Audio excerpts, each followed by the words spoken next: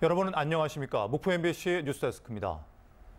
최근 전남 지자체들이 청년층을 위한 다양한 지원 대책을 마련하고 있습니다. 기존 주택 리모델링은 물론 인구 감소 지역을 중심으로 전남형 만원 주택 사업도 추진되고 있습니다. 박종호 기자입니다. 현재 전남 인구는 181만여 명. 계속 감소하고 있는데 특히 청년층의 인구도 최근 5년 동안 6만 7천여 명이 줄었습니다. 한 개 군 단위 전체 인구가 줄어든 셈입니다.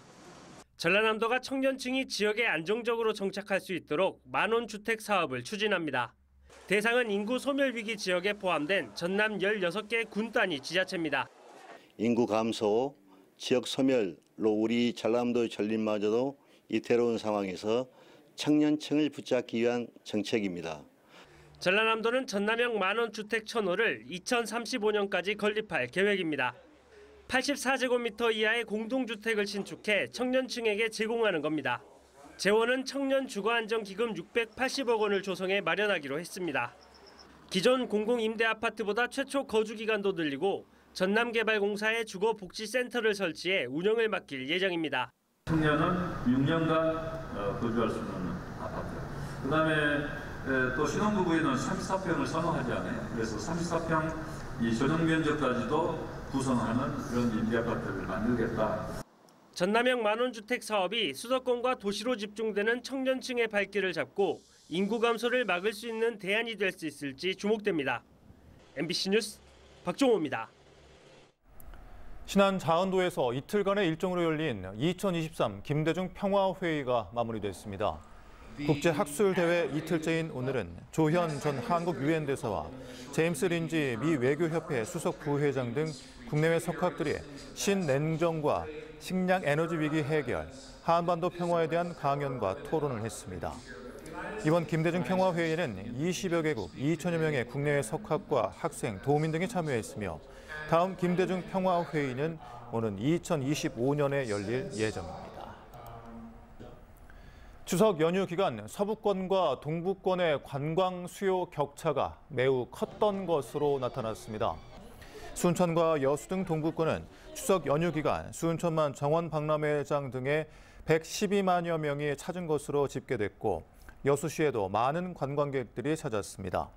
하지만 목포와 신안 등 서부권은 목포시 22만여 명, 신안군 17,000여 명에 그쳐 동부권과 서부권의 관광 수요 격차가 심각한 수준인 것으로 나타났습니다. 국내 모터스포츠 대회들이 주말마다 영암 국제자동차 경주장에서 열리고 있습니다. 올해 국내 모터스포츠 대회 절반 이상이 이곳에서 열렸는데요. 수천억 원이 투입된 시설인 만큼 보다 다양한 활용 방안도 마련돼야 합니다. 안준호 기자입니다. 굉음을 내며 빠른 속도로 서킷을 질주하는 슈퍼카들.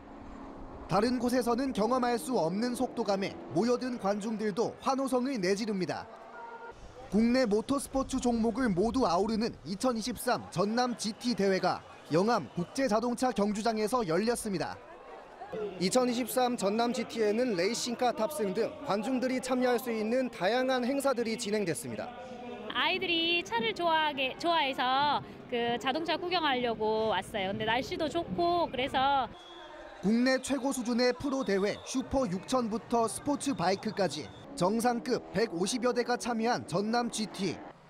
올해 국내 모터스포츠 대회 43개 가운데 58%가 영암 국제자동차 경주장에서 열렸습니다. 국제 공인 규격에 맞게 F1도 치러질 수 있을 만큼 정말 훌륭한 서킷이고 이 영암 F1 서킷을 중심으로 모터스포츠 문화, 자동차 문화가 한층 더 발전했으면 좋겠습니다. 지난 2010년 4천억 원이 넘는 예산을 투입해 지은 서킷은 여러 대회를 비롯해 기술 개발과 훈련 등 연간 242일이 운영되고 있지만 여전히 적자 상태. 전라남도는 자동차 복합 문화단지와 레저 스포츠파크를 조성하는 등 공공체육시설로서의 역할 강화를 준비하고 있습니다.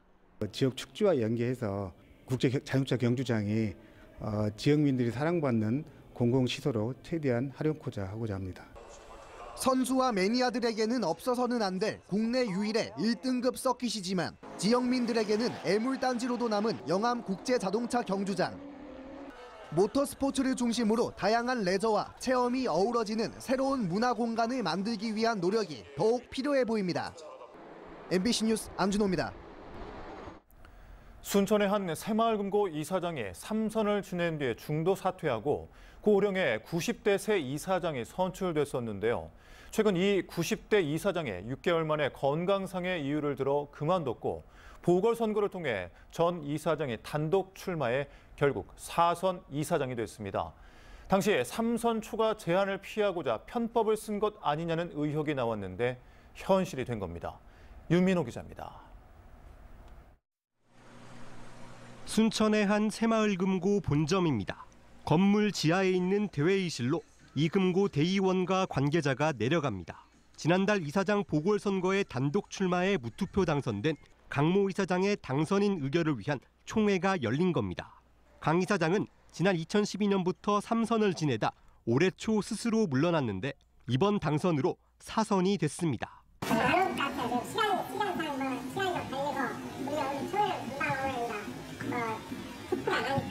현행 새마을금고법에 따라 이사장 임기는 4년, 3선까지만 할 수 있습니다.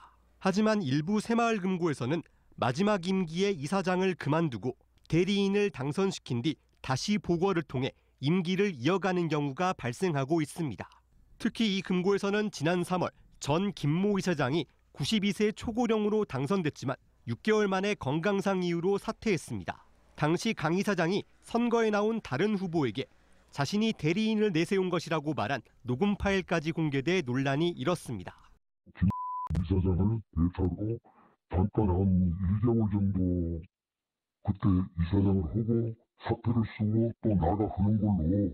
3선 초과 논란을 막기 위해 행정안전부는 지난 3월 법을 개정했고 다음 주 시행을 앞두고 있지만 이미 선거를 끝낸 순천의 사례는 적용되지 않습니다. 이번 일에 대해 일부 조합원은 금고를 사유화한 것, 현실을 바꾸지 못해 안타깝다는 반응을 내놨습니다. 이 금고의 자산 규모는 1,700억 원, 이사장은 직원 인사권을 가지고 연봉 1억 5천여만 원을 받는 것으로 알려졌습니다. 취재진은 강 이사장에게 연임에 관한 입장을 듣기 위해 여러 차례 연락했지만 전화 통화를 거부하는 등 별다른 말을 내놓지 않았습니다. MBC 뉴스 유민호입니다. 목포의 한 초등학교 2학년 학생이 담임 교사에게 폭행을 당했다는 주장이 제기됐습니다. 피해 학생의 학부모는 어제 오전 10시쯤 아들이 담임 교사로부터 뺨 등을 맞아 병원에서 치료를 받고 있고 경찰에 담임 교사를 신고했다고 밝혔습니다. 이에 대해 해당 교사는 일부 폭행이 있었던 것은 인정하지만 위험한 상황을 말리려다 빚어진 일이라고 주장하고 있습니다. 한편 전남교육청은 해당 교사를 교원 업무에서 배제 조치하고 진상조사를 벌이고 있으며 경찰은 교사와 피해 학부모 등을 상대로 조사를 진행하고 있습니다. 세계 25개국에 거주 중인 호남 향후 350여 명이 목포 등 전남 곳곳을 방문하고 있습니다. 이들은 어제 광주에서 2023 세계 호남인의 날 행사를 가진 데 이어 오늘은 목포 공생원을 찾아 윤치호, 윤학자 기념관 등을 둘러봤습니다. 세계 호남 향후회 총연합회는 또 목포 공생원에 기금을 전달했습니다.